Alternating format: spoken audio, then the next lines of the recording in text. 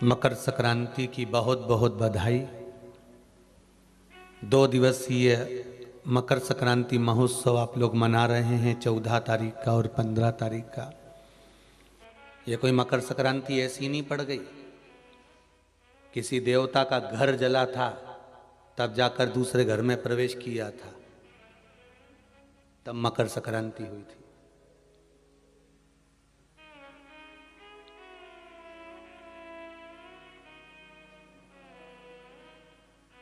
एक बहू ने अपने ससुर का आदर नहीं करा था तो पिता ने बेटे के घर में आग लगा दी थी केवल क्रोध में, तब जाकर ये मकर संक्रांति पड़ी थी। कोई ऐसे ही पड़ गई मकर संक्रांति?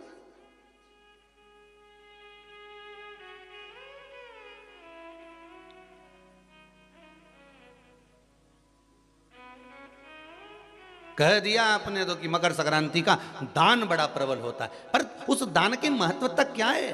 हमारे शास्त्र क्या कर रहे हैं, हमारे पुराण क्या कर रहे हैं, हमारे वेद क्या कर रहे हैं?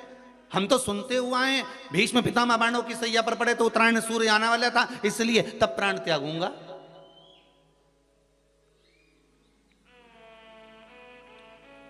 मकर राशि में सूर्य प्रवेश करेगा तब मैं आनंद पाऊंगा, तब मैं दान करूंगा पुण्य। तो आखिर दान की महत्वता इतनी प्रबल कैसे हो गई? वो तिल की महत्वता इतनी प्रबल कैसे हो गई? वो गुड़ की महत्वता इतनी प्रबल कैसे हो गई?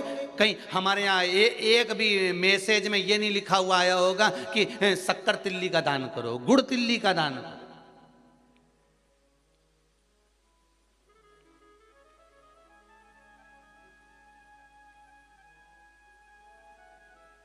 ज्योतिष के हिसाब से तिल शनि है और गुड़ सूर्य है।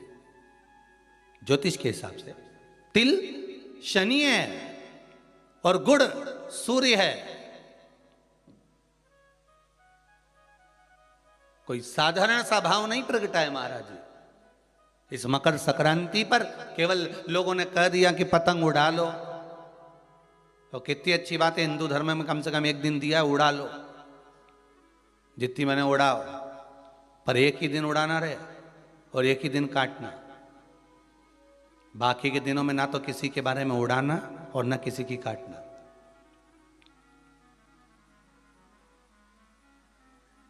मकर संक्रांति का पर्व देखना है तो पुराना उठाकर देखिएगा कि हमारे यहां मकर संक्रांति का भाव क्या व्यक्त करता था, क्या कहता था। ना तो किसी के बारे में उड़ाओ और ना काटो। किसी की बहन बेटी जा रही है उसकी उड़ा दी, कोई का लड़का है तो उसकी उड़ा दी, कोई की सास है तो उसकी, कोई का ससुरा है तो उसकी, कोई गुरु है तो उसकी, कोई ब्राह्मण है तो उसकी, कोई बड़े से बड़ा मठाधीश पीठाधीश संत महात्मा जोगी सन्यासी तपस्वी जिसको तुम जानते तक नहीं, किसी की बहू बेटी को तुम पहचानते तक नहीं, किसी व्यक्ति को तुम पहचानते तक नहीं, एक बार नहीं मिले, बस एक व्यक्ति ने उड़ाई तो इन्हें भी ढील दे के उड़ाई। अब वो एक ने उड़ाई तो तुमने भी उड़ा दिया। अरे हमारे यहाँ तो हिंदू धर्म में एक दिन दिया है मकर संक्रांति का दिन कि खूब छत पर जा उड़ा ले जितनी उड़ाना है, पर किसी की गलत शब्द से मत उड़ाना, किसी के लिए आड़ा टेढ़ा मत बोलना, किसी के लिए ऐसा मत बोल जाना क्योंकि तुम उसको पहचानते ही नहीं हो, बस उसने उड़ाई तुम उसके साथ मिल गए। दे ढील, चरखिल तो तुम ही पकड़े थे। उड़ाए जा उड़ाए जा उड़ाए जा। उन्हें उसकी बेटी के लिए कुछ कहा, 4 लोगों ने मिलकर और कह दिया, 5 लोगों ने मिलकर और कह दिया। किसी के बहू के लिए कहा, एक ने कहा, दूसरे ने फिर कह दिया, 4 ने मिलकर फिर कह दिया। किसी के बेटे के लिए कहा, किसी गुरु के लिए कहा, किसी ब्राह्मण के लिए कहा, किसी संत के लिए कहा, किसी साधु के लिए कहा। किसी ने एक संत पर उंगली उठाई, सबने उड़ाना चालू कर दिया। किसी ने एक गुरुजन पे उंगली उठाई, सबने उड़ाकर चालू कर दिया। हम उड़ा रहे, ना तो जानते ना पहचानते, ना देखा ना भाला, ना कभी उससे मिले ना जाने, बस उसने उड़ाई थी और तुमने जरखिल से ढील देके उड़ाना चालू कर दिया।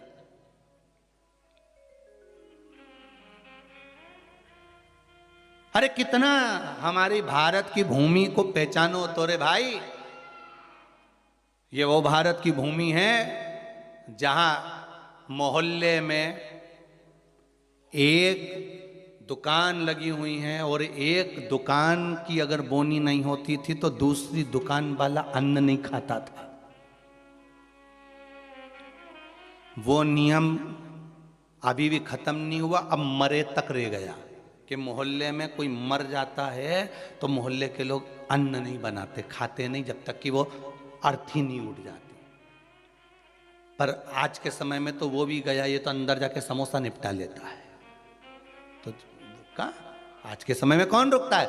मोहल्ले में मरा, पर पहले नियम था कि एक मोहल्ले में जितनी दुकान होती थी उस दुकान के बाहर एक कुर्सी रखी होती थी। प्रत्येक दुकान के बाहर एक कुर्सी रखी होती थी।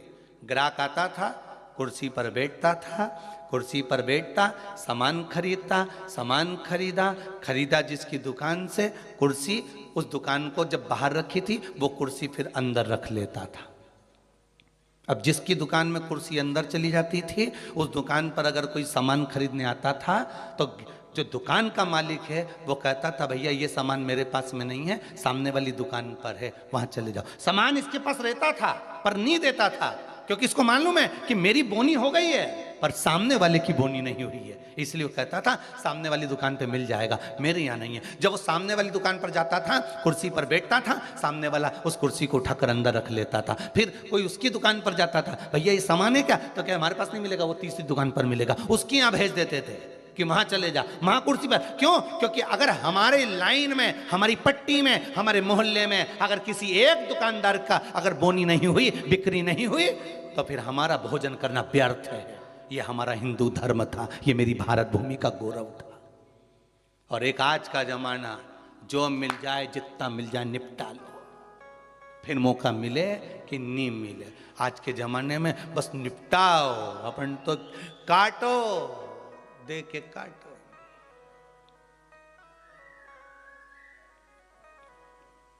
अरे भगवान से भी कहना, पतंग उड़े आकाश माने, डोर थारा हाथ मां, ओ वल्लभ मारी पतंग ऊंची राख जो। श्री जी बाबा मारी पतंग ऊंची राख जो, गोवर्धन बाबा मारी पतंग ऊंची राख, ओ भोले बाबा मारी पतंग ऊंची राख जो। भगवान से प्रार्थना करना, और दिया एक दिन भगवान ने, उड़ा लो जितनी उड़ाना है।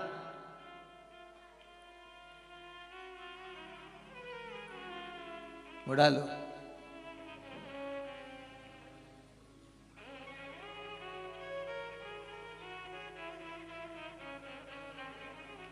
महाराज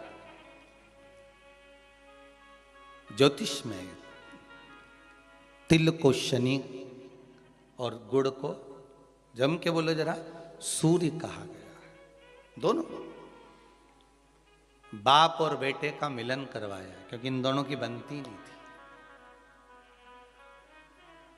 शनि की सूर्य से ना बने, सूर्य देव की शनि देव से ना बने, दोनों का मिलन है, दोनों का मिलन। महाराज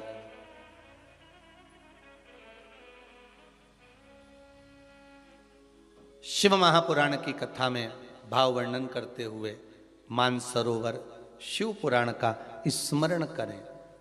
एक बार सूर्यदेव अपने बेटे शनि के घर गए। शनिदेव का घर है कुंभ। कौन सा घर है? कुंभ।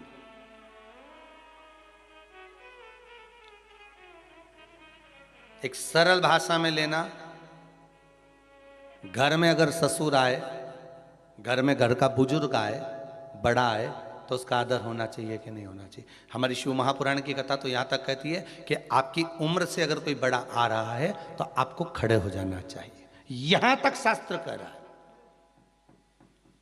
कोई आदरणीय आ रहा है, कोई गुरुजन आ रहा है, कोई साधुजन, कोई सन्यासी, तपस्वी, साधक, उपासक, ब्राह्मण जन, घर के कोई बड़े, माता पिता, ताऊ ताई, चाचा चाची, जो घर के बड़े आ रहे हैं, अगर कोई वयो आ रहा है, कोई वृद्ध आ रहा है, अपने केवल घर के ही नहीं बाहर का भी अगर कोई बड़ा है, आदरणीय है, सत्कार वाला है, सम्मान वाला है, तो उठ के खड़े हो जाना चाहिए।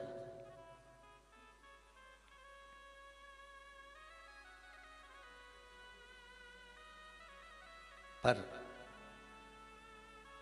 जिन शनि महाराज का विवाह चित्ररथ की कन्या के साथ हुआ था, वो चित्ररथ की कन्या तो ये विचार में पड़ी थी कि मैं स्वयं इतनी प्रबल और जिसका पति इतना प्रबल,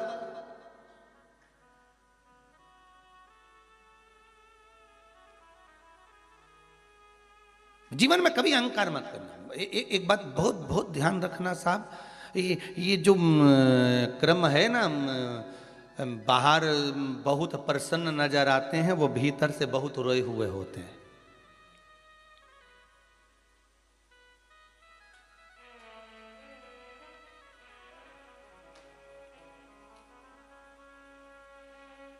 किसी ने पूछ लिया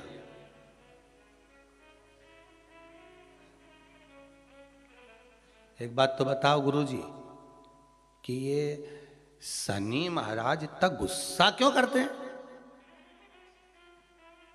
दुकान पे सेठ जी इतना गुस्सा क्यों करते हैं? रोज करते हैं क्या? जम के तो बोलो, रोज करते हैं सेठ जी दुकान पे गुस्सा? जितने लोग आस्था पर कथा सुन रहे हो, मोबाइल पर सुन रहे हो, बड़े ध्यान से सुनना। सेठ जी रोज दुकान पे गुस्सा करते हैं क्या? सर रोज ऑफिस में गुस्सा करते हैं क्या? प्रतिदिन करते हैं क्या? नहीं। कभी कभी सेठ जी को गुस्सा आता है, कभी कभी जो सर हैं उनको गुस्सा आता है, कभी कभी आता है, रोज नहीं करते। बहुत बहुत सावधानी से कथा का स्मरण करिएगा। सर रोज गुस्सा करते हैं क्या? नहीं। सेठ जी रोज गुस्सा करते हैं क्या? नहीं। प्रतिदिन नहीं करेंगे। मालिक रोज क्रोध करते हैं क्या? नहीं। अगर ऑफिस में सर क्रोध कर रहे हैं, ऑफिस में सर क्रोध कर रहे हैं, दुकान पर सेठ जी क्रोध कर रहे हैं, मालिक अगर क्रोध कर रहा है तो रोज नहीं करता। वो कब करता है? जब घर में उसकी कुछ अनबन थोड़ी बहुत, परिवार में भी सबसे अनबन हो तो भी इतना गुस्सा नहीं करेगा। पर वो जगदम्बा के साथ जब अनबन होती नहीं बेरू की, तब फिर तो बिल्कुल फिर कोई नहीं चले। फिर तो वो मुंह उतरा रहेगा, गुस्सा भरा रहेगा, फिर कोई बोला तो क्रोध। तो किसी ने पूछा गुरुजी ये शनि महाराज को इतना क्रोध क्यों आया रहता है? जब देखो जब शनि जी गुस्से में रहते हैं, हाँ परंतु कभी कभी करते हैं, पर इतना गुस्सा क्यों रहता है इनके पास में? उसका एक ही तो कारण होगा। एक कारण है शनि महाराज के क्रोध करने का। धर्म पत्नी आई शनि महाराज की, सम्मुख में आकर खड़ी हो गई शनि महाराज के,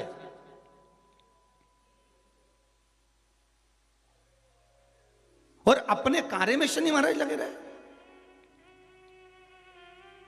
माना आप व्हाट्सएप चलाओ, पर घरवाली खड़ी है तो थोड़ा सावधानी से एक बार मुंह से बात तो कर लो। तुम्हें यूट्यूब चलाना है, फेसबुक चलाना है, इंस्टाग्राम चलाना है, व्हाट्सएप चलाओ, लैपटॉप चलाना है, फोन जो कुछ करना करो, पर जो आई है चाय लेकर बात करने के लिए 2 मिनट, उसने भी तो अपना मोबाइल रख के आई ना, चाय बना के लाई ना, और 2 कप लाई इसलिए लाई कि अपन दोनों बैठ के बात करेंगे। तो शनि महाराज जी की धर्म पत्नी भी ये सोच के आई थी कि मेरे प्रभु के पास में बैठकर मैं थोड़ी चर्चा करूं, मैं थोड़ी बात करूं, पर ये तो देखे ही नहीं लगा। आ गया क्रोध, और क्रोध में बस खड़ी होकर बोल दी, मेरा श्राप है स्वामी तुमको। अब देखिए जरा शनि महाराज की पत्नी, मेरा श्राप है स्वामी तुमको, तुम मुझे नहीं देखे हो, अपने कार्य में लगे हो, मैं श्राप देती हूं, तुम जिस पर दृष्टि दोगे वो जलकर भस्म हो जाएगा। बहुत अच्छे थे शनि महाराज, ऐसा नहीं है, थे अच्छे, परंतु ये जगदम्बा के कारण गुस्सा आ गया बस, और श्राप मिला जिस पे दृष्टि दोगे, बस वो शनि महाराज ने भी सोच लिया अब क्या करूं, श्राप लग गया। भगवान शनि महाराज भी विचार करे कि अब किसी को भी देखूंगा तो, इसलिए शनि महाराज की दृष्टि नीचे रहती है, सामने कभी नहीं रहती। शनि मंदिरों में जितने भी शनि मंदिर हैं, आप सारे शनि मंदिरों में जाकर दर्शन करोगे तो शनि महाराज की दृष्टि सामने है। पर शास्त्र कहता है शनि महाराज ने दृष्टि अपने ऊपर नहीं रखी, नीचे की ओर रखी है, नीचे झुकाकर। अब लोग समझे तो ना, मंदिरों में जितने शनि मंदिर हैं सब मंदिरों में शनि की दृष्टि सामने रख दी। जो आता है तेल चढ़ाने पूजन करने के लिए दृष्टि सम्मुख होती है। शनि महाराज ने अपनी दृष्टि नीचे रखी है। शनि महाराज दृष्टि कब उठाते? जब किसी को नष्ट करना हो। तुम जिस पर दृष्टि डालोगे वो जलकर भस्म हो जाएगा, ये शनि महाराज की धर्म पत्नी ने कहा है। और आज शनि महाराज जी की धर्म पत्नी जिस घर में निवास कर रही हैं, शनि महाराज जिस घर में निवास कर रहे हैं, उस मकान का नाम क्या है? अभी बताया था, क्या नाम था? कुंभ। अपने भी मकान का नाम होता है ना, कोई ने पितृ कृपा लिख देता है, कोई गुरु कृपा लिख देता है, कोई देव कृपा लिख देता है, कोई लक्ष्मी कृपा लिख देता है, कोई अपने पिताजी का नाम से लिख देता है। मकान का नाम लोग रख देते हैं, ये हमारे मकान का नाम। तो शनि महाराज के घर का नाम था कुंभ। उस कुंभ मकान में शनि महाराज रह रहे थे, पिताजी का आगमन हो गया। बहुत ध्यान से सुनना, ये मकर संक्रांति की कथा है। पहले मिली कि नहीं मिली वो हम नहीं जानते, पर मकर संक्रांति का भाव को जान लीजिए महाराज कि क्यों महत्व है दान का, गुड़ और तिल्ली का, क्यों महत्व है सूर्य नारायण के पूजन का।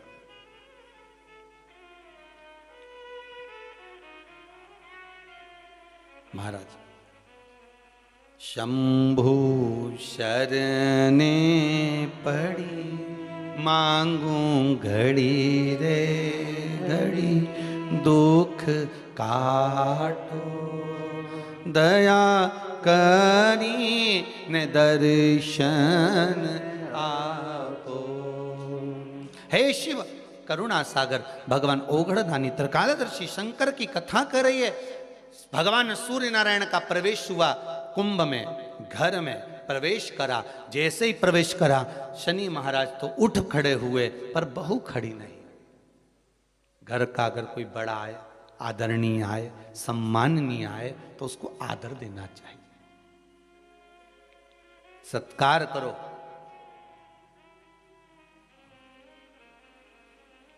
तेरा ही दिया मैंने खाया पिया है, तेरा शुक्रिया है, तेरा शुक्रिया।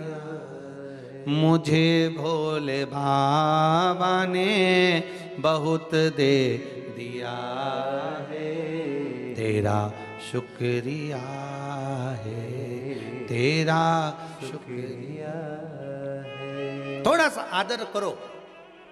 अच्छा, दोनों में विचार बड़े विचित्र होते हैं। बहू सोचती है मैं सास को सुधार दूं, और सास सोचती है, जम के बोलो, बहू को सुधार दूं। और सुधरती दोनों ही नहीं है। धीरे धीरे करके सिधर जाती है पर सुधर नहीं पाती। और कितना सुंदर भाव कहा है महाराज, अपन अपने आप को तो सुधार नहीं रहे, सब कुछ सुधार रहे। हमारे घर में शांति नहीं है गुरुजी, बहुत तकलीफ है गुरुजी। फिर गए किसी के पास में, उन्होंने कहा चलो हाथ दिखाओ, लाओ जरा तुम्हारा ग्रह दशा देखते हैं। और उन्होंने कहा एक काम करो, फिर किसी को बुलाया, कोई वास्तु शास्त्री बाबू आ गए, किसी ने मकान देखा, कह दिया घर बदलो, घर ठीक नहीं है, इसमें कुछ ऐसी चीज है कि तुम बर्बाद हो जाओगे। अब तुमने क्या करा, किसी के कहने पे जम के बोलो जरा, बदला कि नहीं बदला? जब इतनी बड़ी बात कह दी तो भाई घर बदल लिया, ठीक है। अब वो घर बदल के किराए का मकान में चले गए, और किराए के मकान में 20,000 रुपये महीना लगना चालू हो गया। अभी तक वो लग नहीं रहा था ना। अब 20,000 रुपये महीना किराए के मकान में लगना चालू हुआ, और जो 20,000 रुपये लगना चालू हुआ थोड़े दिन तक तो थोड़ा लगा कि हाँ थोड़ी शांति है, 2 महीना 4 महीना 6 महीना ऐसा लगा, खूब शांति आ गई। महाराज बिल्कुल सही किया था, एकदम बढ़िया बोला था। अच्छा वो अपने घर छोड़ दिया, और 2-4 महीने जब 20,000 रुपये देने फिर जो झगड़ा चालू हुआ, मकान मालिक बोला 20,000 गैस की टंकी, बच्चों की फीस, फिर जो जैसे कल कथा में था ना गौरी कुंड पे उफान, गंगा जी का जल, बस वैसा उफान जो आया, अब फिर किसी की आ गई। महाराज शांति नहीं बिल्कुल भी, बड़े दुखी हो गए। घर में रत्ती सारा सुखे पर शांति नहीं है, बिल्कुल नहीं है। फिर किसी ने कहा एक काम करो, थोड़े दिन के लिए तुम ये वाला नेकलेस पहन लो, थोड़े दिन के लिए तुम ये धारण कर लो, थोड़े दिन के लिए ये वाले कलर के कपड़े पहनो, ये जब गुरुवार आए तो पीला पहनना, बुधवार आए तो ये कलर का पहनना, काला पहन लेना, ये पहन लेना, वो पहनना। फिर लिबास बदला। अभी क्या बदला था? घर। अब क्या बदला है? लिबास।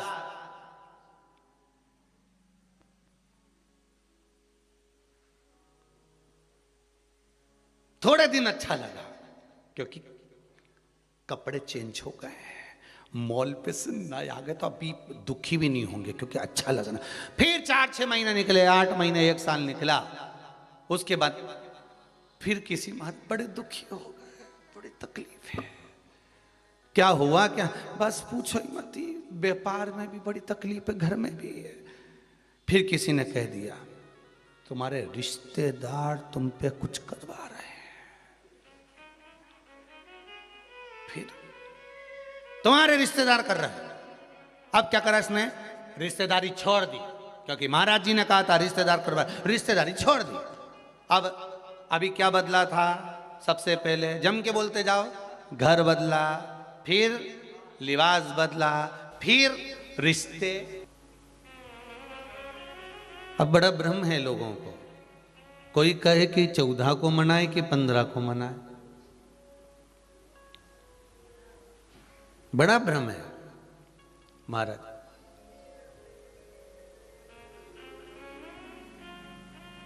कोई लिख दिया कि 14 को मना लो, दोपहर 2 सवा 2 तक आ जाएगी, फिर किसी ने कह दिया शाम को आएगी,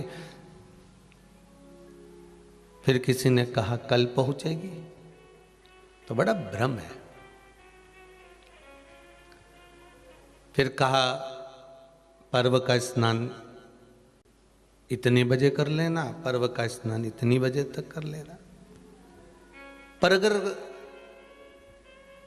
शिव महापुराण की कथा तो कहती है 14 और 15 2 दिन अगर मकर संक्रांति है तो आपको समय भगवान के भजन का, दान का, पुण्य का, संकीर्तन करने का और भगवत स्मरण करने का, ये शिवजी ने कृपा कर कर 2 दिन आगे बढ़ा कर दे दिया है कि आप भगवत भजन करो, आप स्मरण करो, आप दान करो। अगर वंचित रह जाओ 14 से तो 15 को कर लो, पर भगवत स्मरण में लगो।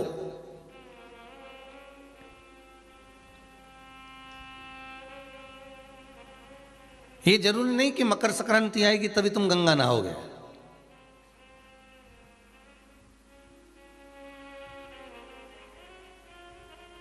ये जरूरी नहीं है कि दीपावली आएगी तभी तुम दीप जलाओगे। महाराज यहां तो शिव महापुराण की कथा कहती है हर उत्सव, प्रत्येक दिन, प्रत्येक घड़ी, प्रत्येक पल, प्रत्येक समय, जो समय चल रहा है आप उसको उत्सव सा मनाइए।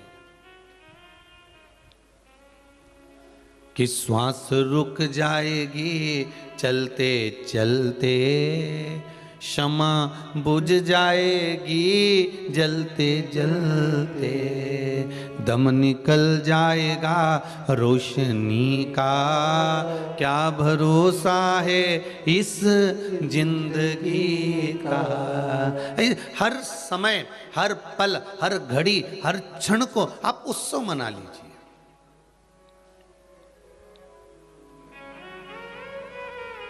प्रत्येक क्षण को आप उत्सव में लीजिए।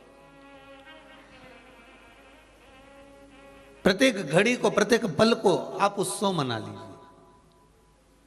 आप ये इंतजार मत करना कि मैं परसों के दिन ही भगवान का भजन करूंगी, मैं कल के दिन ही भगवान का स्मरण करूंगी, मैं कल ही। यहाँ तो हमारा तो शास्त्र कहता है काल करे सो आज कर, आज करे सो अब पल में प्रलय हो जाएगा। पुण्य करेगा कब? तो तुम्हें जब मौका मिल जाए तब राम भज लो, तुम्हें जब मौका मिल जाए तब तुम कीर्तन कर लो, तुम्हें जब मौका मिल जाए तब तुम दान कर लो, तुम्हें जब मौका मिल जाए तब तुम सत्कर्म कर लो, तुम्हें जब मौका मिल जाए तब तुम, तुम्हारी मर्जी पड़े, जब तुम्हें मौका मिले तब तुम अन्नदान, वस्त्र दान, मुद्रा दान, स्वर्ण दान, गौ माता को रोटी का दान, ब्राह्मण जन को जल आदि का दान, जो कुछ करना है तुम्हारे हाथों से कर लो। बस इतना याद रखना जो पहले कथा में कहा है कि शरीर चले और तुम्हारे घर में चले, तब तक सारे अच्छे काम कर लो। शरीर चले और तुम्हारे घर में चले, जब तक अच्छे काम कर लो। शरीर चलना बेकार हो जाएगा, बंद हो जाएगा, तो तुम कोई अच्छा काम नहीं कर पाओगे, पलंग से नहीं उठ पाओगे, इधर उधर जा ही नहीं पाओगे, कथा सत्संग भजन कीर्तन कहां कर पाओगे? पलंग पे पड़े हो, बच्चों से कह रहे हो जला रिमोट ला दे, सियोर वाला महाराज की कथा आ रही होगी, मेरे को चालू करना, और बच्चा कह नहीं हम तो डोरेमोन देखेंगे। है? तो कहा, फिर माँ ने कहा ला ला जल्दी से मेरे को रिमोट ला कर दे, कथा आ रही होगी, 1 बज गई है, कथा चालू हो गई होगी महाराज की, शिव महापुराण की कथा श्रवण करना है। तो बच्चे कह नहीं नहीं हम छोटा भीम देखेंगे, हमें नहीं देखना। अब तुम बच्चों को समझाओगे भी तो कहां समझना उसको। तो महाराज जब तक शरीर चले और तुम्हारे घर में चले तब तक सारे पुण्य करो, दान करो, सत्कर्म करो, भजन करो, कीर्तन करो। किसी घड़ी का, किसी समय का इंतजार मत करना, श्वास का कोई भरोसा नहीं, कोई भरोसा नहीं श्वास का। अभी चल रही है, फिर चले ना चले।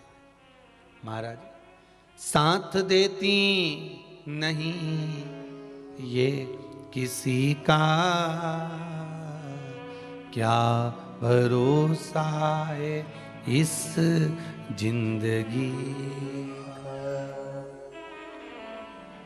चले ना चले, इसीलिए शायद कहा कि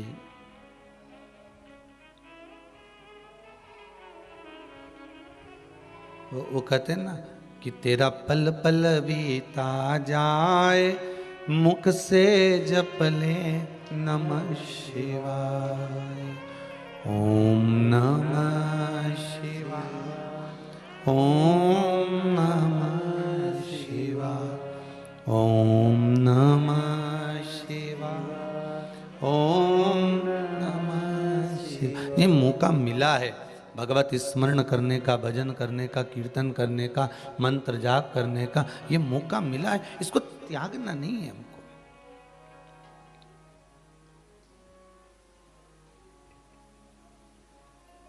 कोई कहेगा मकर संक्रांति आज है, कोई कहेगा कल है, तो आप तो कहना हम तो आज भी खिचड़ी लड्डू का दान दे देते हैं और कल भी खिचड़ी और लड्डू का दान दे देते। तो कि 2-2 दिन देने से कौन सा फायदा है? तो कि भगवान समझ जाएगा, जिस दिन का होगा उस दिन मान लेगा। है? हम दोनों दिन।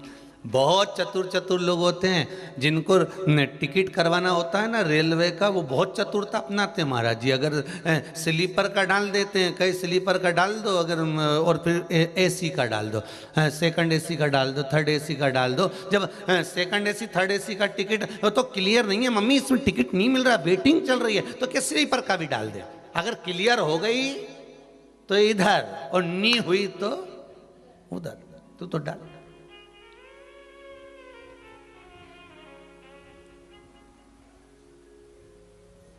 जो टिकट करवाने वाले होते हैं ना, बड़ा बड़ा चतुरता रखते महाराज, इधर भी ढक दिया, सेकंड एसी में भी, थर्ड एसी में भी, और स्लीपर का भी डाल दिया। और डालने के बाद उनके मन में आ गया कि अब इधर का क्लियर हो जाएगा तो इधर बैठ जाएंगे, इधर का क्लियर होगा नहीं तो एक जगह का पैसा वापिस, अगर जो क्लियर नहीं होगा तो पैसा वापिस खाते में आ जाएगा।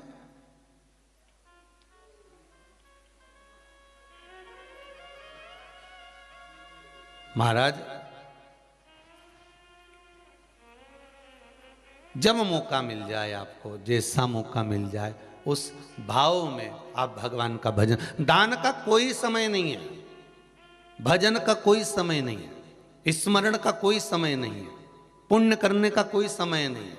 हाँ, पाप करने के लिए आगे जा रहे हो तो थोड़ा समय लगा देना, पर दान करने, पुण्य करने, सत्कर्म करने जा रहे हो तो बिल्कुल समय मत लगाना। भजन करने जा रहे हो बिल्कुल समय मत लगाना। शंकर जी के मंदिर में पूजन करने जा रहे हो बिल्कुल समय मत लगाना। श्री शिवाय नमस्तुभ्यम का मंत्र जाप करने जा रहे हो बिल्कुल समय मत लगाना। और कहीं ऐसा जरूरत पड़ रही है कि यहाँ झूठ बोलने जाना है, कपट करने जाना है, बेईमानी करने जाना है, प्रपंच करने जाना है, कुछ गलत काम करने जाना है, तो थोड़ा समय लगा देना। मैं एक विचार कर रहा हूँ, आधे घंटे बाद बताऊंगा। मैं आधे घंटे से सब चीज बता दूंगा। मैं विचार कर रहा हूं और फिर फोन करेगा वो, भैया देखो वो बहुत जरूरी काम है, तुम कर लोगे क्या? मैं बस 1 घंटे में, अगर कोई गलत चीज है, अगर कोई गलत काम है तो उसमें आप थोड़ा समय लगा दीजिए। मैं आधे घंटे से बताऊंगा, 1 घंटे से बताऊंगा, 2 घंटे से बताऊंगा। और कोई पुण्य का कार्य है, सत्कर्म है, भजन है, कीर्तन है, मंत्र जापे, नाम जापे, तो तुरंत मैं बस आ ही रहा हूं। अभी अभी आया मैं शिव जी के मंदिर, तू चल, मैं पहुंचा, अब भी पहुंचा मंदिर।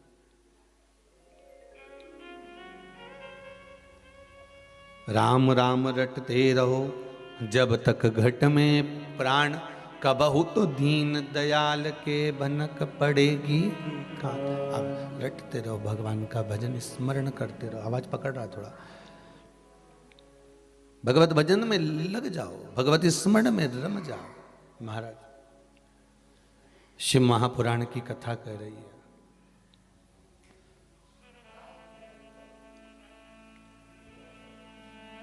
प्रत्येक पवित्र नदी पर अगर आप जाएंगे, प्रत्येक पवित्र नदी पर, आज मकर संक्रांति का पर्व है, आज और कल 2 दिन, प्रत्येक नदी पर, प्रत्येक पावन नदियों पर आप जाएंगे तो वहां पर एक घाट मिलता है, जिस घाट का नाम होता है राम घाट। बोलो सही है कि गलत है? कौन सा घाट है वो?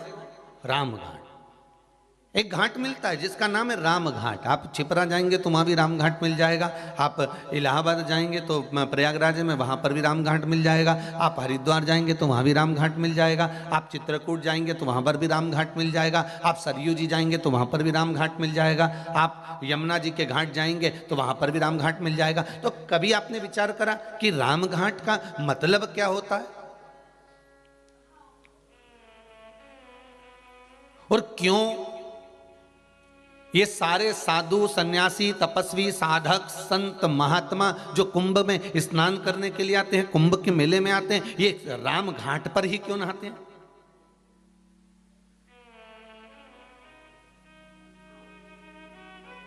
कभी मन में विचार करिएगा कि राम घाट क्यों?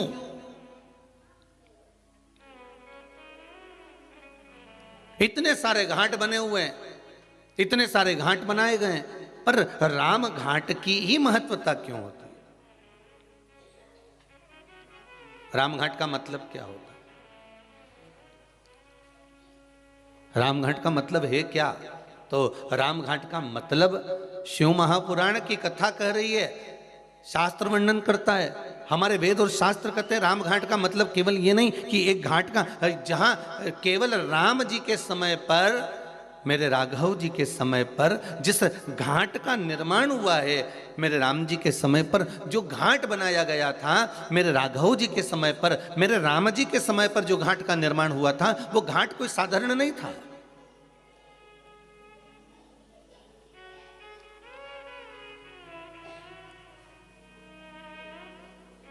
पूर्व में जितने घाट बने हैं, पूर्व में जितने घाटों का निर्माण हुआ है, उसके आगे भी, उसके पीछे भी, तो जितने घाट बने, मेरे राघव जी के पहले भी, राघव जी के बाद भी जितने घाट बने, सारे घाटों में महाराज, सारे घाट अलग अलग बनाए जाते थे। ब्राह्मण के लिए ये वाला घाट है, क्षत्रिय के लिए ये वाला घाट है, वैश्य के लिए ये वाला घाट है, शूद्र के लिए ये वाला घाट है, अन्य जीव यहाँ घाट पर जाएंगे महाराज, पशु इस घाट पर जाएंगे, पक्षी इस घाट पर जाएंगे।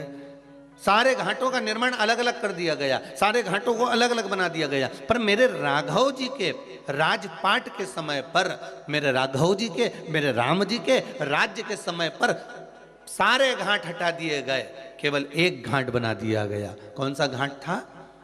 राम घाट। जितने आस्था पर कथा सुन रहे हो, मोबाइल पर सुन रहे हो, बिल्कुल ध्यान से सुनना।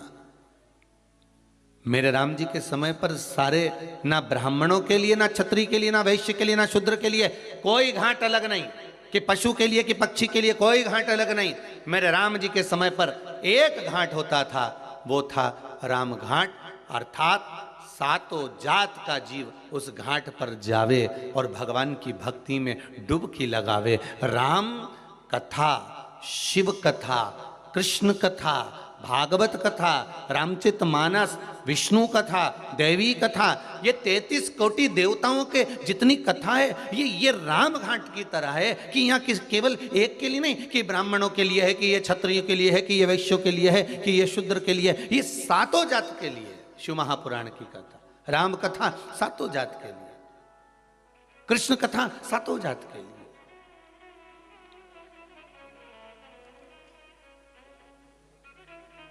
जितनी नदियों पर, पवित्र नदियों पर जाइए, एक घाट जरूर मिलेगा, राम घाट। राम घाट की महत्वता कि जहां सब कोई चले जाए, सबका स्नान हो जाए, सब आनंद में वहां पर पहुंचे महाराज।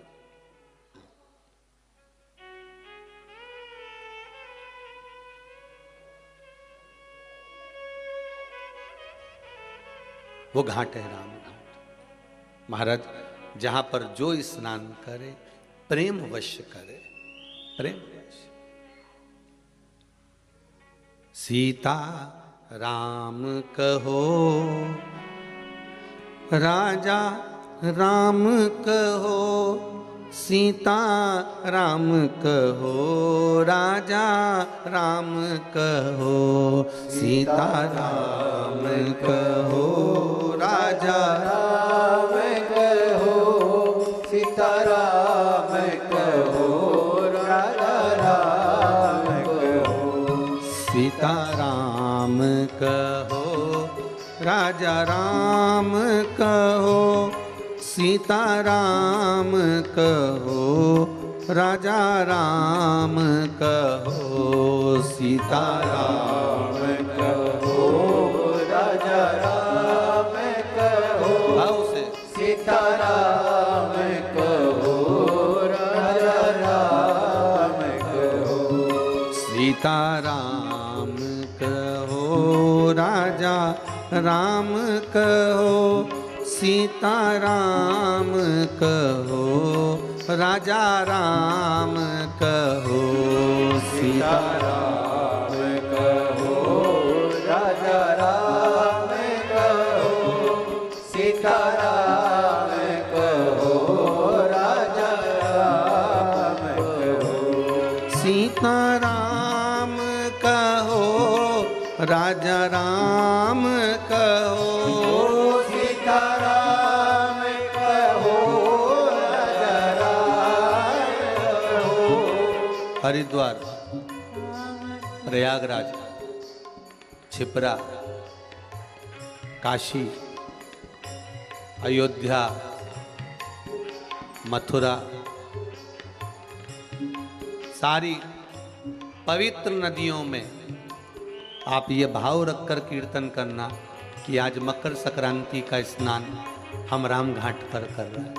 सीता राम कहो, राजा राम कहो, सीता राम कहो, राजा राम कहो, सीता राम कहो, राजा राम कहो, सीता राम कहो, राजा राम कहो, राजा राम कहो, सीता राम कहो, राजा राम कहो, सीता राम कहो, सीता राम कहो, राजा राम कहो, सीता राम कहो, राजा राम कहो, सीता राम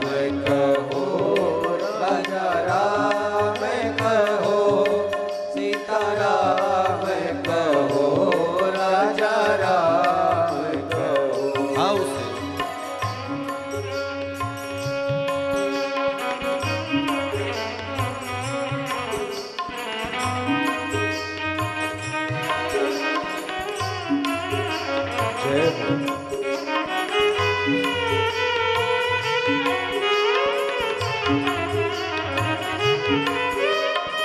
शंभो।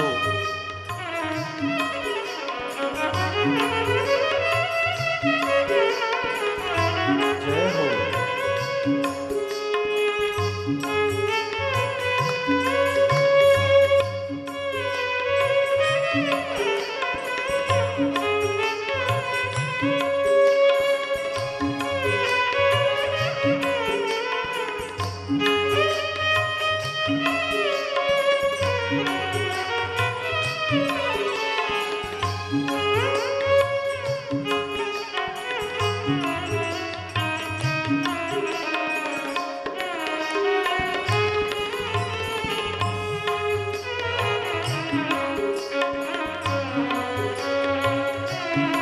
जय हो।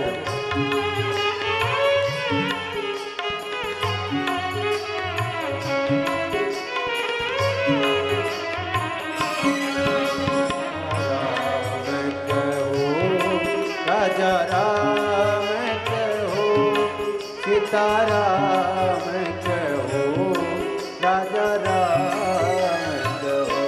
सीताराम कहो, राजा राम कहो।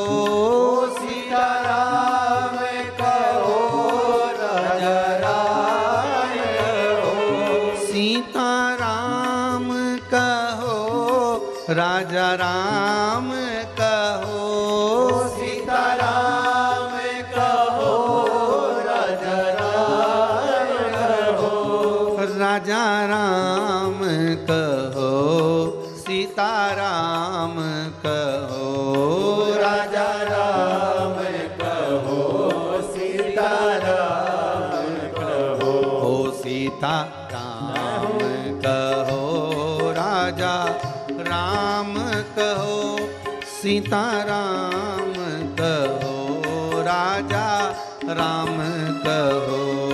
सीताराम कहो, राजा राम कहो। सीताराम कहो, राजा राम कहो। सीताराम कहो, राजा राम कहो। सीताराम कहो, राजा राम कहो। सीताराम कहो, शंभो। राजा राम कहो। सीताराम कहो, राजा राम कहो। राजा राम कहो, राजा राम कहो। राजा राम कहो, राजा राम कहो। भगवान, ये जितने घाटों का निर्माण हुआ है, इन सारे घाटों में एक घाट प्रियता का भाव देता है, वो है राम घाट। और अपने जीवन में उतार कर रखिए इस बात को,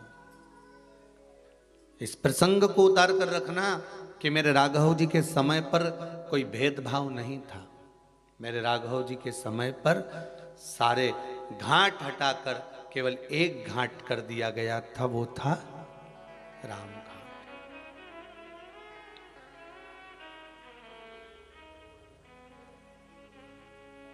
नहीं मालूम हमको, हम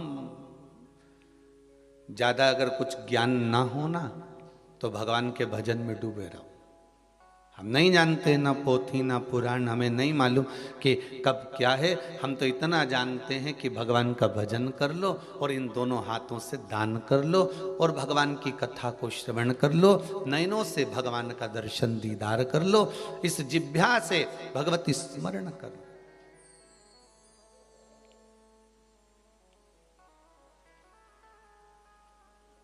महाराज, एक बार नामदेव जी महाराज जी से पूछ लिया था। संत श्री नामदेव जी महाराज जी से किसी ने पूछा, गुरुजी ये बताओ कि तुम कहते हो कि भगवान का भजन करो, भगवान का भजन करो, भगवान का स्मरण करो, भगवान का भजन करो, स्मरण करो, भगवान का नाम लो, पर भगवान तो हमको कभी दिखता ही नहीं है। भगवान भी तो नजर आना चाहिए कि भगवान है कहां आखिर। नामदेव जी ने कहा अपने चेले से, जा एक जरा लोटा भर लिया और थोड़ा एक कटोरी में नमक लिया। अब चेला गया, एक लोटा भर पानी भर लाया और एक कटोरी में नमक लिया है। नामदेव जी महाराज ने कहा नमक इसमें डाल दे और चम्मच से हिला दे उसको, और नामदेव जी के कहने से पानी में डाल दिया, हिला दिया। अब नामदेव जी महाराज बोले ये बता इसमें नमक कहीं दिख रहा है? अरे गुरुजी आप भी ऐसी बात करते हो, कटोरी भर के नमक डाला तो था जब दिख रहा था, पानी में दिख रहा है क्या कि नहीं? अब पानी में नजर नहीं आ रहा ना, तो अब एक काम कर चख के बता कि नमक है कि नहीं। उसने पानी को मुख में लिया तो क्या गुरुजी इसमें तो नमक है। पानी में नमक नहीं दिख रहा है पर चखोगे तो नमक का स्वाद आएगा। अब गुरुजी ने कहा एक काम कर इसको पानी में उकाल, इस पानी को गर्म कर ले, उकाल ले। और पानी को जो उकालना चालू करा, गर्म करना चालू करा, वो पानी धीरे धीरे धीरे धीरे भाप बनकर उड़ गया और पूरे भगोने में, पूरी कढ़ैया में सफेद सफेद छोटे छोटे नमक के दाने रह गए। गुरुजी ने कहा अब क्या दिख रहा है? तो क्या गुरुजी नमक के छोटे छोटे कण है। गुरुजी बोले बस नामदेव जी कहते हैं परमात्मा है, परमात्मा है और इस शरीर में घुला हुआ है। परमात्मा इस मानव की देह में घुला हुआ है। परमात्मा इसलिए कहते हैं आत्मा ही परमात्मा है। अरे कितना सुंदर कहा। किसी को झूठ बोलकर और किसी के साथ में छल कर कर किसी को धोखा देकर,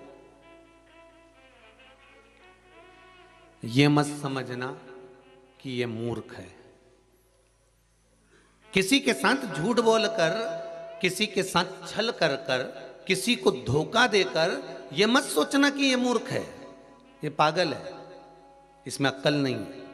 अरे भाई वो मूर्ख नहीं है, ये विचार करना कि ये किसी को धोखा दो और किसी का झूठ बोलो उसके सामने और छल करो, धोखा दो, तो ये मत सोचो कि ये मूर्ख है, समझता ही नहीं है।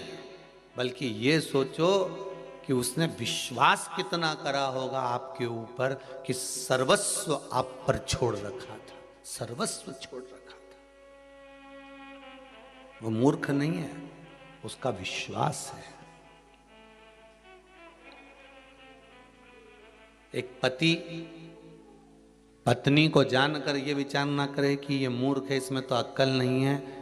नहीं, पूरा परिवार छोड़कर आई है वो, पूरा घर परिवार कुटुंब कबीला सब छोड़कर आई।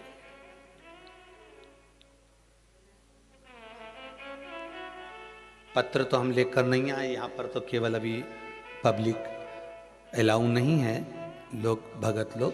तो जिन्होंने डाक द्वारा पत्र भेजे हैं उसमें एक पत्र भेजा हुआ है। उस पत्र में एक बेटी ने लिखा है, गुरुदेव बेटी पिता के घर रहती है तो भी पराई कहलाती है और ससुराल चली जाती है तो भी पराई कहलाती है। बेटी का असली घर कौन सा है, हमें उत्तर चाहिए।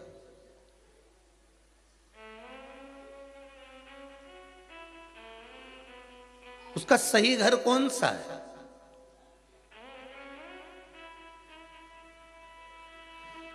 जब वो मायके रहती है तभी भी लोग कहते हैं ये पराई है, और आ गई उसके बाद भी उसका कोई, यहां पर आने के बाद भी लोग कह देते हैं अरे वहां की है। अगर इसको सब बात बता दो कि तो मायके जाके लगा देगी सब बात, मतलब अभी भी पराई है। वहां भी पराई थी और यहां भी पराई है। तो पूछा उस बेटी ने कि उस बेटी का सही स्थान, सही घर कौन सा है? तो मैं निवेदन करूंगा उस बेटी से कि ना मायका ना ससुराल, सबके हृदय में तेरा घर है। तो जिसके हृदय में घर बना सकती है बना ले। ना मायका ना ससुराल, तो जिसके हृदय में पति के साथ रह रही है तो पति के हृदय में घर बनाती है, बेटे के साथ रह रही है तो बेटे के हृदय में घर बनाती है, अपने पिता के साथ रह रही है तो पिता के हृदय में घर बनाती है, अपनी बहन के साथ रह रही है तो बहन के हृदय में घर बनाती है। वो विचार करो, तुम्हारा पति और तुम्हारे पिता तो एक या दो मकान बनाते हैं और उस पर अपना नाम लिख देते हैं, पर तू जब किसी के हृदय में घर बनाती है तो नाम नहीं लिखती, अपना हृदय ही उसके नाम कर देती है। ये चित्त, कोई घर तुम्हारा नहीं, ना माए का ना ससुरा।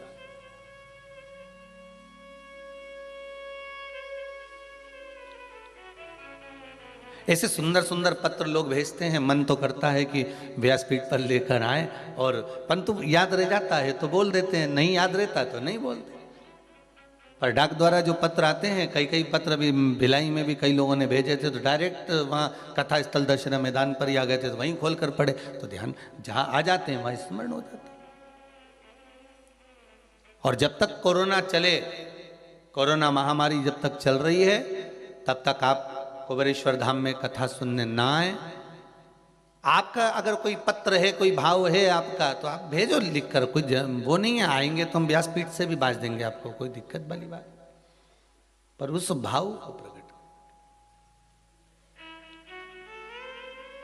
शंभु शरणे पड़ी मांगू घड़ी रे घड़ी, दुख काटो दया करी ने दर्शन आपो। तो निवेदन है, किसी के साथ झूठ करना, किसी को धोखा देना, किसी के साथ छल करना, तो ये विचार मत करना कि वो मूर्ख है, वो पागल है, उसमें अक्ल नहीं है। अक्ल बहुत है, पर ये विचार करना कि अक्ल नहीं, उसका विश्वास तुम पर इतना था, इसलिए उसने ना कुछ देखा ना जाना, बस सब छोड़ दिया तेरे ऊपर, और तुमने उसको मूर्ख समझ लिया।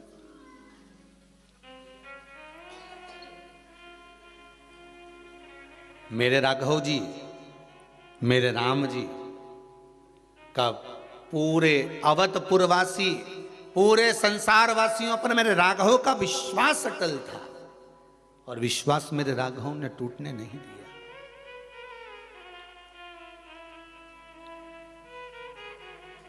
विश्वास मेरे राघव ने टूटने नहीं दिया। भरोसो दृढ़ चरणन केरो।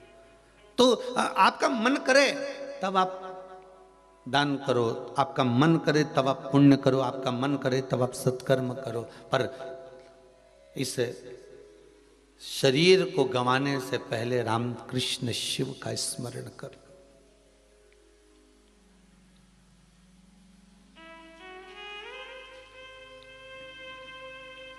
फिर ये जिह्वा हिले ना हिले, नयन दर्शन कर पाए ना कर पाए। एक भाई ने पत्र लिखा है, उम्मेश सिंह रजावत, मेरा पत्र पंडित श्री प्रदीप जी मिश्रा को दे देना। पत्र में लिखा है, मिल गया उम्मेश सिंह जी। पत्र में लिखा है, मेरी पत्नी, मेरा परिवार शिव महापुराण की कथा बहुत सुनता है। एक बार मेरे परिवार वालों ने कहा था कि शंकर का दर्शन करने के लिए कुबेरेश्वर धाम जाना है, तो उम्मेश सिंह जी पहले तो आपको कह दें कि अभी तो शंकर जी बैठा ही नहीं है, ठीक है, पर बाबा का धाम है, बाबा भी राजा है, बाबा का कंकड़ शंकर है यहाँ।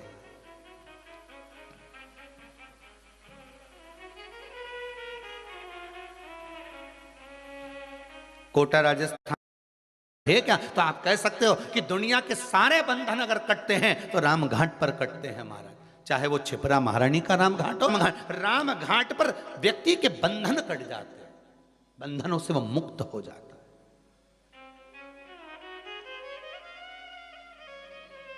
गोदावरी के राम घाट पर जाएं, चाहे यमुना के राम घाट पर जाएं, वहां बंधन कट रहा है व्यक्ति का। और बंधन कौन सा?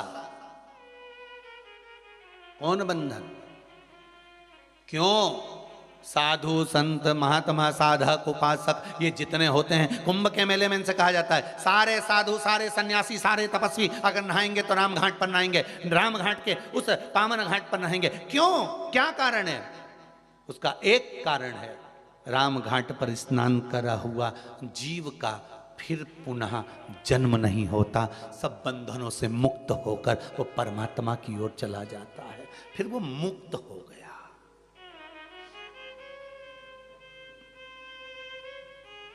वो मुक्त है।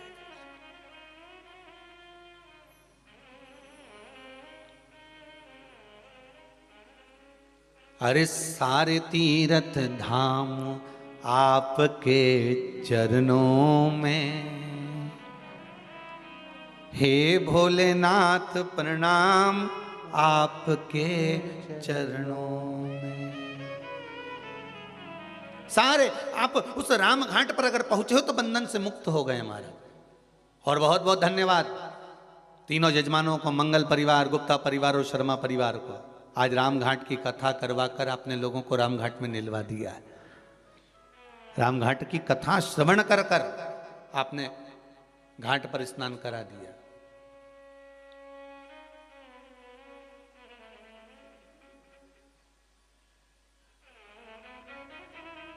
क्या पहने? गले में सर्प की माला और मुंड की माला। आधे से ज्यादा मुंड की माला देखकर पहचान गए कहीं का तांत्रिक लगता है। और मुंड की माला और क्या जोरदार पाउडर का डब्बा लपेटा भोलेनाथ जी ने पूरे शरीर पे बस। और नंदी पर बैठे और जो चले। अब विचार करिए, जिन्होंने अंबर पीतांबर आभूषण रत्न माणिक मोती कुछ भी धारण नहीं करा तो वो सिंहासन पे बैठेंगे? बैठेंगे सिंहासन पे? नहीं, बैठे ही नहीं।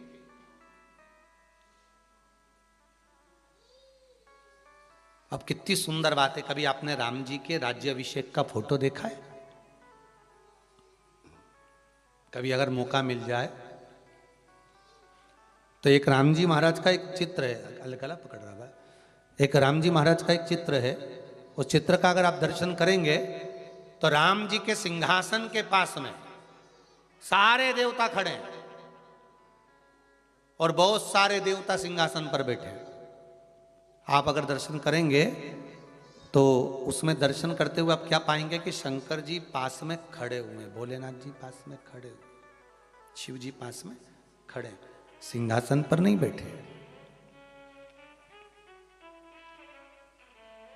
खड़े हैं। तो पूछा कि आप बैठे क्यों नहीं हो? तो भोलेनाथ जी ने कहा देखो मैं सिंहासन पे नहीं बैठता, ये सिंहासन पे बैठने का काम नारायण का और ब्रह्मा जी का है। अपन तो अपना नंदी भला और ये कैलाश पर्वत भरा। सिंहासन का लफड़ा बहुत बेकार है। एक बार जो सिंहासन पे बैठ जाता है फिर उससे सिंहासन बड़ी मुश्किल से छूट पाता है। तुम तो वो सिंहासन को जान दो, अपन अपने सिंहासन की बात कर लो। जिस कुर्सी पर, जिस सोफे पर तुम बैठे हो और तुम इधर गए पीछे और तुम्हारे सोफे पर कुर्सी पे कहीं का के बैठ जाए, तब तुम तो वो सिंहासन की तो बात जा रहे, तो अपने इसी सिंहासन की बात कर रहे। बड़ी मुश्किल से छूटता है सिंहासन, बड़ी मुश्किल से। अब भोलेनाथ बाबा शंभू ब्याह करने के लिए, विवाह करने के लिए पधारे। महाराज आए, बड़ा सुंदर श्रृंगार है, सज के नंदी पे सवार बाबा भोलेनाथ पधारे, बड़ा सुंदर श्रृंगार करे। हो के नंदी पे सवार, 33 कोटि देवता हजार, चले ब्याने को गोरा जी को मेरे भोलेनाथ, हो के नंदी पे सवार। मेरे शंभू चले और जब पहुंचे त्रिजुगी नारायण में, त्रिजुगी नारायण इसलिए क्योंकि ब्रह्मा विष्णु और महेश तीनों यहां पर हैं। सरस्वती, लक्ष्मी और पार्वती तीनों यहीं पर है।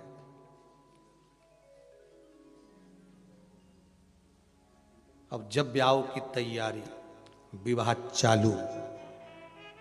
अब विवाह चालू, एक टेंशन भारी।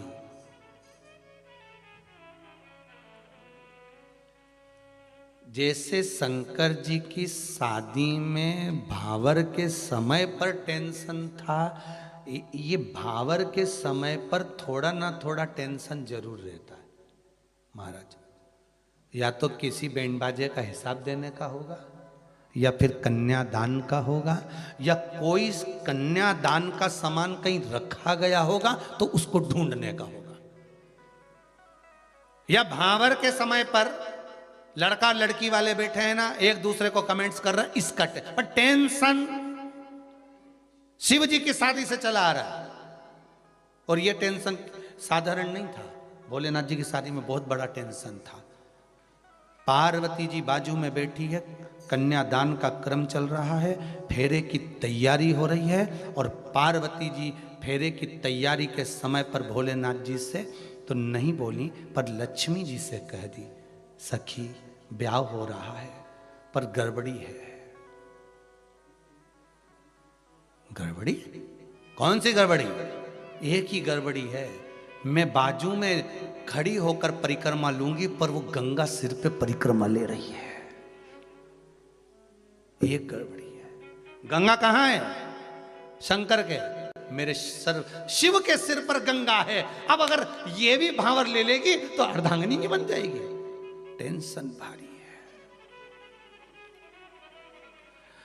व्हाट्सएप पे एक मैसेज गड़बड़ दिख गया नहीं तो नींद नहीं आए जगदम्बा को, किसका है पता लगा के रहूंगी। अब इतना बड़ा टेंशन कि ये गंगा सिर पर है। शंकर भगवान को लगा, अब इसने जैसे ही लक्ष्मी जी से कहा, लक्ष्मी जी ने उसी समय पर सरस्वती से कहा, सरस्वती सरस्वती सरस्वती जी दौड़ के आई। क्या हुआ लक्ष्मी? ये जो बेस्ट फ्रेंड होती है ना, इनको बड़ी टेंशन होती है। जरा ध्यान रखना, ये लाल साड़ी वाली कौन बैठी है उधर देख, बाजू में देख। और फिर बोल के कत्थई साड़ी वाली, नहीं लाल वाली। मैं उसके पास जाके बैठती हूँ, कौन के रिश्तेदार है भी मालूम करती हूँ, और जाके बैठी उनके पास धमक के, जो लहंगा चोली पहन के पास में बैठी। क्यों, किसकी तरफ से आई तुम? किसकी तरफ से आई? तो क्या लड़के वालों की तरफ से? लड़के वालों की कौन लगती हो? कुछ नहीं, हम तो उनके ऑफिस में काम करते हैं बस। उसने आके कहा ये ऑफिस वाली है, और तुरंत किया। उत्ते में तो की नीली पीली लाल हरी बत्ती सब जली गई, सब चली उसके।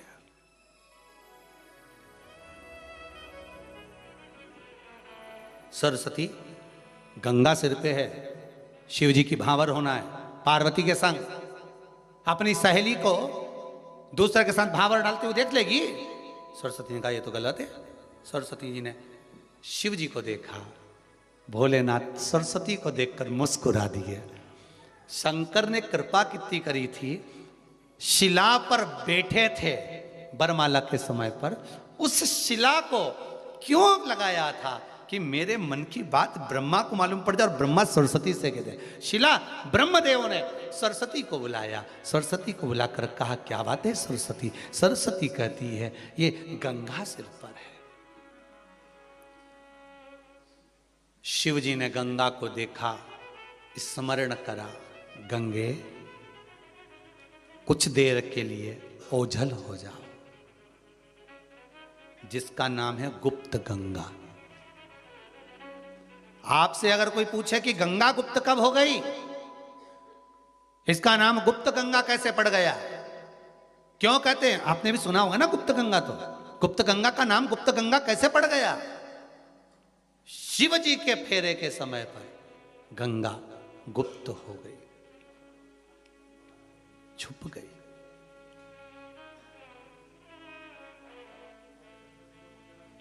पार्वती मैया ने कहा एक बार जयमाला वापिस हो।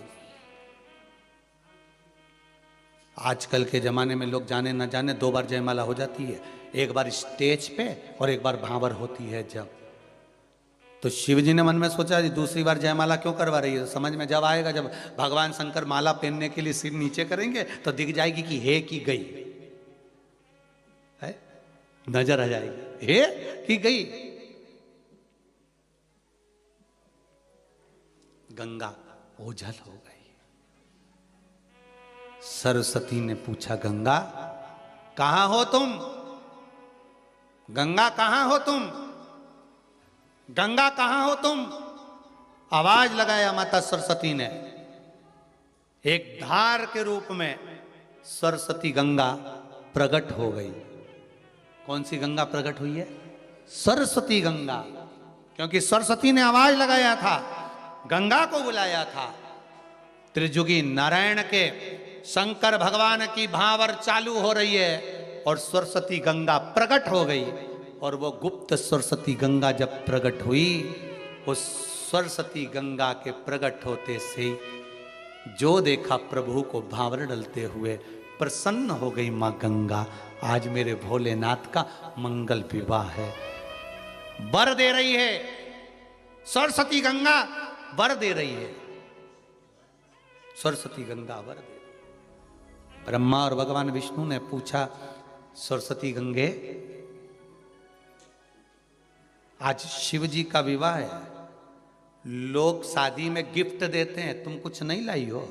सरस्वती गंगा कहती है, क्यों ना लाई, मेरी भी गिफ्ट है। सुनो ब्रह्मा, सुनो विष्णु, सुनो ब्रह्मा विष्णु, मेरा भी गिफ्ट है।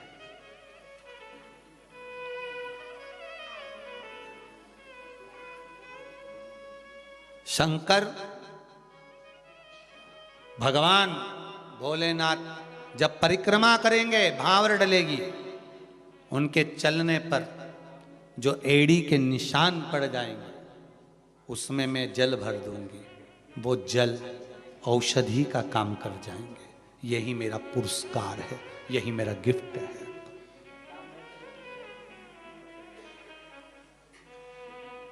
महाराज, त्रिजुगी नारायण में भगवान के चलने पर जो कुंड बने, भगवान विष्णु के नाम से एक कुंड है, विष्णु कुंड। एक कुंड है रुद्र कुंड, एक कुंड है ब्रह्म कुंड महाराज, और एक कुंड है सरस्वती कुंड। और एक सरस्वती गंगा का भाव उन कुंडों में जाता है। बस वही कुंड का जल जीवन की औषधि बन जाता है। मेरा तो निवेदन रहेगा, कभी आप लोग केदारनाथ जाएं दर्शन के लिए, तो गौरी कुंड से लगभग 5-6 किलोमीटर की दूरी पर त्रिजुगी नारायण है। एक बार जरूर दर्शन करें। वो तो ये कोरोना महामारी बीच में आ गई, नहीं तो हमने भी बीच में विचार करा था, आस्था चैनल वालों से भी बात करी थी कि एक छोटे रूप में, वहाँ पर कोई जगह तो है नहीं कथा भागवत की कि वहाँ पर कोई बड़ा हॉल बना हो या सत्संग हो सके। वहाँ तो केवल मंदिर अकेला, वहाँ कोई धर्मशाला वगैरह कुछ नहीं, बस दर्शन करो और बढ़ लो। कभी योग लगा, बाबा कृपा करेगा, और कहीं बाबा की कृपा होगी और करुणा होगी और कोई भगत ऐसा मिल गया कभी योग संजोग से, तो 7 दिन तो नहीं पर 3 दिन या 5 दिन की शिव महापुराण की कथा त्रिजुगी नारायण से एक बार आस्था चैनल पर जरूर दिखाएंगे। और उसमें कोई नहीं आए, बस केवल ऑनलाइन श्रवण करना और बाबा की एक एक कुंड का दर्शन कराते हुए, त्रिजुगी नारायण के उस अग्नि कुंड का जहाँ बाबा की भावर हुई है, जहाँ प्रयास। तो हमने पूछा भी था बीच में योग संयोग पर, ये दादा तो जाए कोरोना काका, तो आनंद पहुंचे। ऐसा मन है, आगे मेरा विश्वनाथ की मर्जी है। और हम तो बाबा को यही निवेदन करेंगे, त्रिजुगी नारायण के भोलेनाथ जी को, ब्रह्मा विष्णु महेश को, कि बाबा जो सरस्वती गंगा की धार आपके कुंडों में पड़ती है, ब्रह्म कुंड में, विष्णु कुंड में, रुद्र कुंड में, सरस्वती कुंड में पड़ती है, वही धारा, एक धारा यहाँ कुबेरेश्वर धाम में भी भेज दीजिए बाबा। ऐसी कृपा कर दीजिए, जीव का कल्याण, ऐसी करुणा महाराज, शिव कृपा। और विश्वास है, मकर संक्रांति के दिन मन में भाव आया है, तो मेरा शंभु जब भागीरथ बाबा उस गंगा को कपिल मुनि के आश्रम तक ले जा सकते हैं और मकर संक्रांति पे गंगा सागर तक पहुंच सकती है, तो मुझे विश्वास है ये मानसरोवर शिव महापुराण का भाव है, वो त्रियुगी नारायण की गंगा भी यहाँ इस कुएं तक तो आ ही सकती है। इतना विश्वास है, भरोसा है मेरे बाबा पर। कुबेरेश्वर धाम के इस कूप में वो गंगा जरूर आएगी, ये मेरा विश्वास है। जितनी औषधि वहां की काम करेगी उतनी औषधि यहाँ की भी काम करेगी, मेरा विश्वास है। वहां कुंड का जल और यहाँ कूप का जल भी वही काम करेगा, यह मेरा विश्वास है। शंभु शरणे पड़ी मांगो घड़ी रे घड़ी दुख काटो दया करी ने दर्शन आपो। ऐसा विश्वास है। भागीरथ बाबा गंगा मैया को लेकर गए थे कपिल बाबा की आश्रम, कपिल मुनि की आश्रम। गंगा मैया को लेकर कपिल मुनि के आश्रम में भागीरथ बाबा गए। महाराज सरस्वती गंगा का सुंदर भाव प्रकट हुआ। रुद्र कुंड, विष्णु कुंड, ब्रह्म कुंड, सरस्वती कुंड, त्रिजुगी नारायण की उस पावन धरा पर आज भी वो पावन अग्नि आज भी जल रही है, आज भी। विचार करिएगा जरा, इतने ऊपर से सब नीचे आ जाते हैं, अग्नि जलती ही रहती है, जब कपाट खुलते हैं तब भी। और कब से जल रही है, हम तो कहें अगर वैज्ञानिक रिसर्च करे वहां से जरा निकालने वाले उस कालोच को, जो उस मंदिर में कालोच जो जम गई है उसको निकालो और पता करो कि कितनी पुरानी कालोच होगी। जो धुआं वहां जमा है उस धुएं का भी तो अंदाजा लगाओ कि कितना पुराना होगा, कितना पुराना। महाराज गंगा मैया भागीरथ बाबा के कहने पर गंगा सागर की ओर कपिल मुनि बाबा के आश्रम में पहुंची। ऐसी सुंदर भाव से गंगा जी पधार रही हैं। भाव से हम भी बाबा की जटा में गंगा विराजमान हो रही है, ऐसे भाव के साथ में गंगा जी का हम दर्शन कर रहे हैं। भगवान शंकर की जटा में गंगा जी विराजमान हो रही है, उस पावन दर्शन को हम सब कर रहे हैं। बोल गंगा महारानी की जय। भगवान ओगड़दानी भगवान शिव आनंद के साथ में गंगा को अपनी जटा में धारण करते हुए वही गंगा मैया आनंद करते हुए चलती है। बोल गंगा महारानी की जय। हर हर महादेव।